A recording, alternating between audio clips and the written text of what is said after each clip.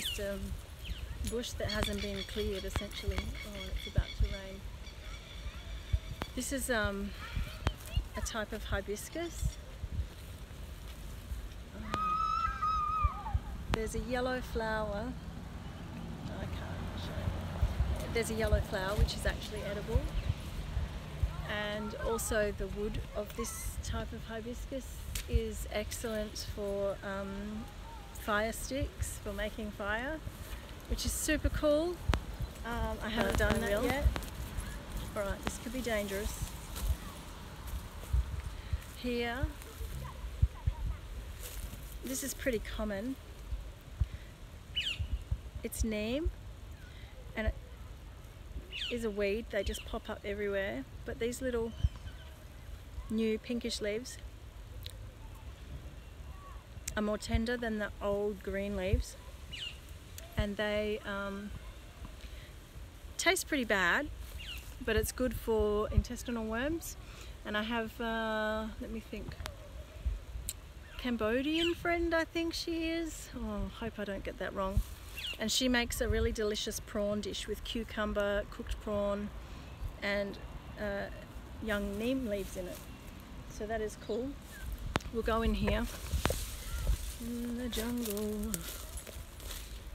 Oh, here's some, let's see. This is a wild passion fruit, scientific name. But it comes with this little hairy basket around it, and you take that off, and if you eat this green you might get a bellyache, so maybe don't do that.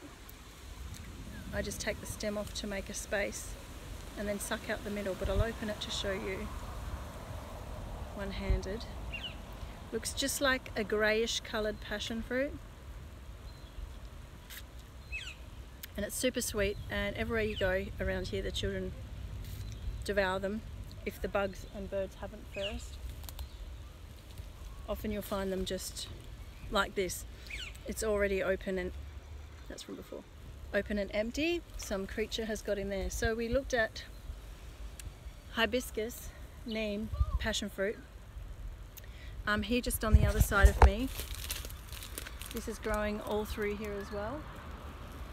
Most people I know would call this stinky cheese fruit. It has got another name. Rotten cheese fruit, I think, something like that. Anyway, that's green and hard, and the fruits really are quite stinky, but I just found out that you can eat the, oh, I just wrecked a green ant's house, and see how he's pretty feisty. He's mad with me. He's trying to see his bottom going up. He's biting me. I don't think they hurt very bad, and if you're not expecting it, it kind of hurts, but it doesn't continue to hurt like another ant bite. Anyway, I just found out you can eat the young leaves of these. Oh, it smells bad. Not as bad as the fruit though.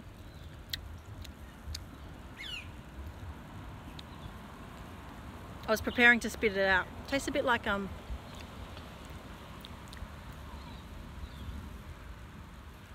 bitter, nutty something. I think there's a green ant. Oh no, that one's a spider. Oops. Okay. How did you spot this beauty? Look at that. I have no idea what that is, but I will find out and let you know. That looks amazing. Okay. Oh, here's something interesting. Not edible, but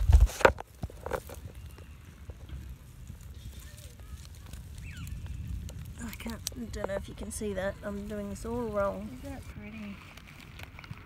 It's really hard and woody, and then soft out there.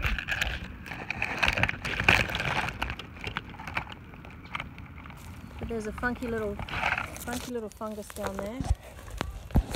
Now, what haven't we done? Hey, Rainbow! Got that green ant. Here's something we haven't done. curry leaf. In that other stealth survival urban thing I did, there was curry leaves just happened to be growing in the middle of the bush out rural. And here they are again. They stink really bad, but they really do something to a dish when you just put it in at the pan at the beginning. And here's evidence of, I guess they're a bit like a weed here, but have a look at all these new shoots down the bottom. A lot of that is just neem. And then, what else was I going to show you in here? Oh, this one. This is only young, so it won't have fruit. But this one, I believe, is one that will fruit. I've just got a child taking my drink bottle, our drink bottle off me. You can take that over there to Pearl if you like. Hello. Hi. Okay, here's some neem with its berries. I've never actually eaten them.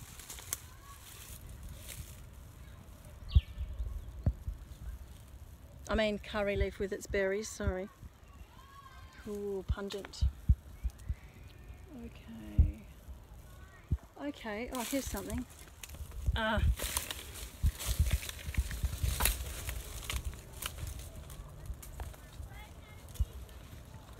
This just is growing right here. I believe it's, I'm trying to just squash it to get it open. Yeah, look inside. Oh, foggy. Sorry.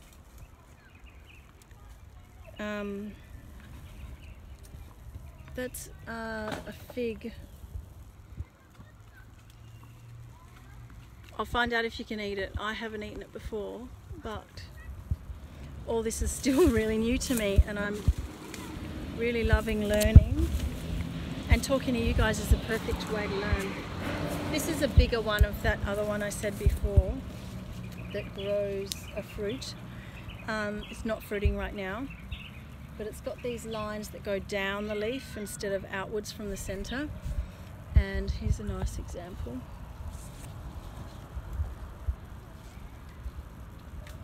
And their fruits actually look like there's a bulb and then a bulb on the bottom, and it's the bulb between the bottom and the stem which goes red, which you can eat. And the children at school have been calling that, well, last season when they were around, they were calling it bubblegum bush or something. I don't think it resembles bubblegum.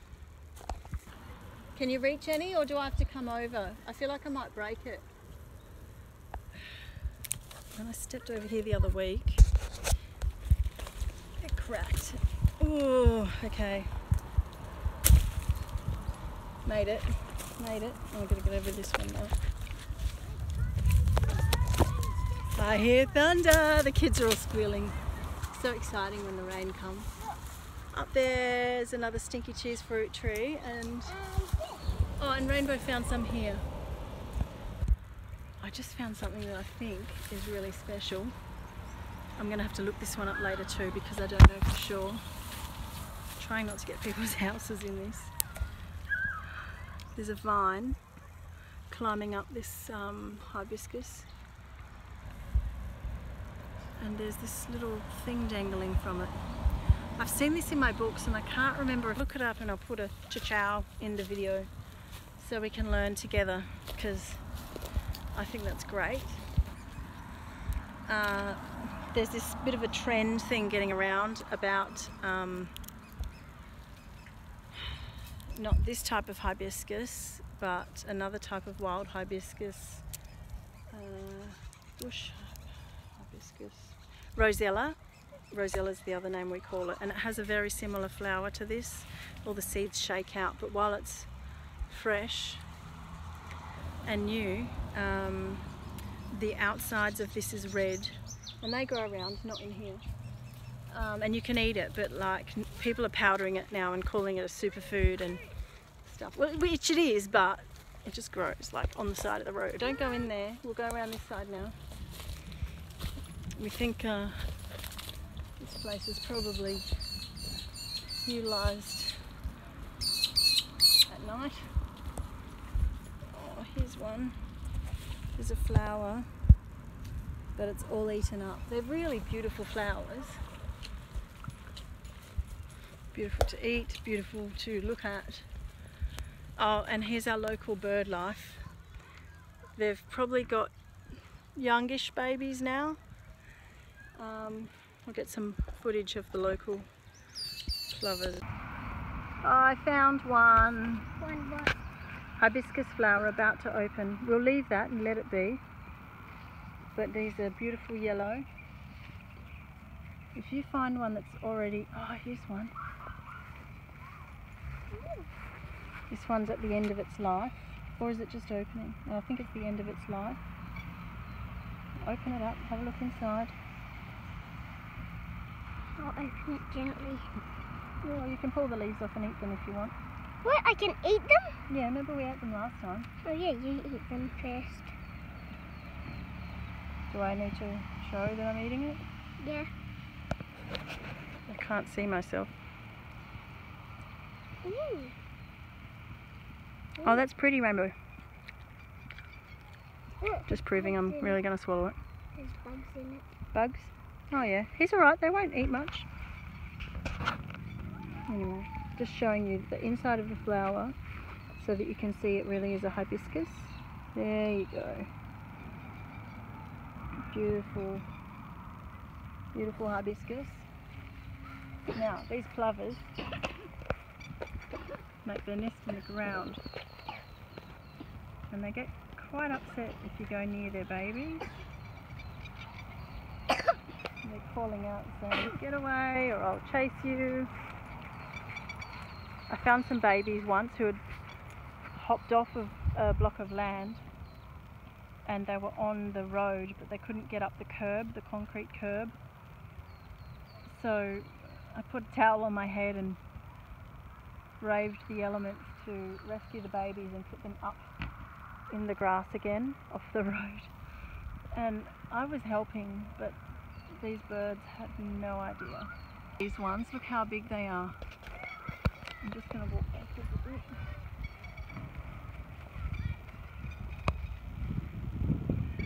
Rainbow, go stand by the bush and then we can see how big it is. Where? Anyway, just go stand close to the trees. Where is it? Where's what? The bush. I'm talking about that great big bush. That. Oh. You go stand there so we can see how big it is.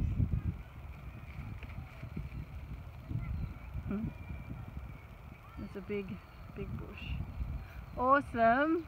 Thanks, Rainbow. And beautiful pole. There's a beautiful pole.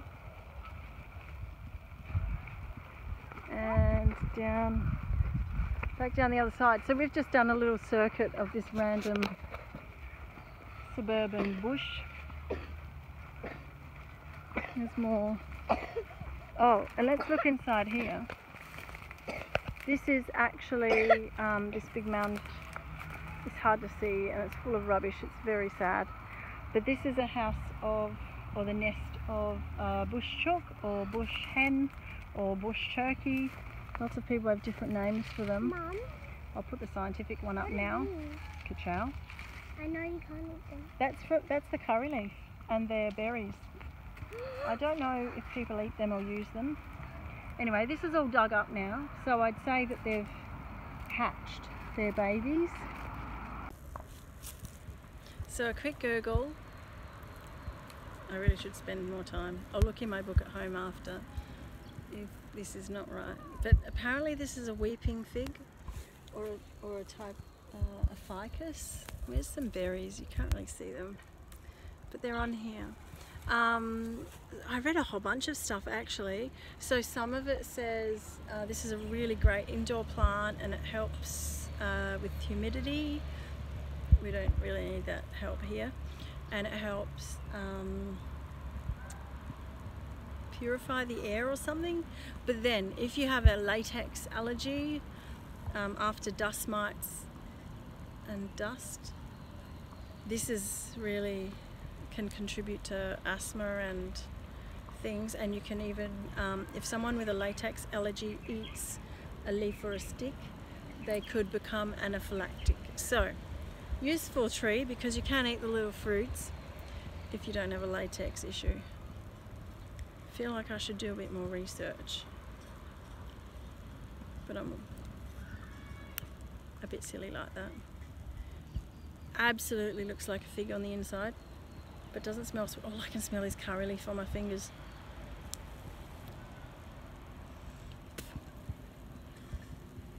It feels really dry. It makes you feel like you're stuck together. I'll do some more research before I really have a chow down, but apparently you can eat the fruits. Whipping fig or ficus. Oh. So, I mean, we wouldn't be extremely well off or anything, but you could find some tasty treats to add to your food if you were wanting to experiment with the local stuff.